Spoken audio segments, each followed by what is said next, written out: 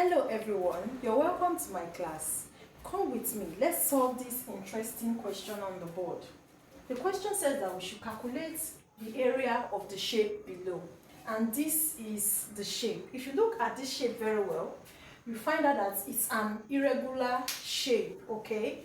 So we have to look for the area. So let's look for the area, but before then, because it's an irregular shape, it looks like a rectangle. Some part of it looks like a square. So how do you solve this? The first thing I suggest you do is look at it very well, study the shape, then divide this shape into two parts that you can easily start looking for the area of one part, then you look for the area of the second part and you sum both areas up. So I want to divide this shape into two parts so that we can get two rectangles from it. So I'm going to be using a dotted line. Okay, so I've successfully shared it into two parts. So right now I have two different rectangles on this shape. So I have rectangle A and rectangle B. So what we are going to do first is look for the area of rectangle A, set it aside, and then look for the area of rectangle B and also set it aside. Then bring the two areas together and sum them up to get the area of the full shape. So let's solve for rectangle A.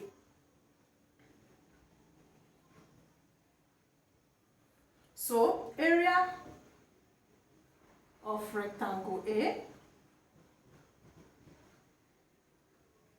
we know that the formula for area is length times width. So the length for rectangle A is 20 meters. So our length is 20 meters times, what is our width? For rectangle A, it is 7 meters. So 20 times 7, that will give us 140. Okay, now meter times meter will give us meter square. That is for rectangle A. What about the area for rectangle B? So area of rectangle B, your length times width, which is equal to, what is our length here? Our length here is 12 meters, okay? So we have our length to be 12 meters. Now, what is our width? We don't know our width, but we're given a full width here to be 15 meters. What do? Look at the opposite side of it. Let me draw a dotted line. So this is the part that makes here 15 meters. So we're having 7 meters here. All you need to do is subtract 7 from this 15. Once you subtract 7 from this 15, you will get this length here, this short length here, to be 8 meters. Okay, so for rectangle B, we have 12 meters times 8 meters.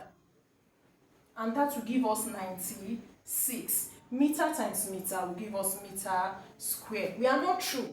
So we have to look for the area of all the shapes. So we are going to be adding the area we got for rectangle A to the area we got for rectangle B to get the final area. So 140 meter squared plus 96 meter squared, and that will give us 236 meter squared as our final answer.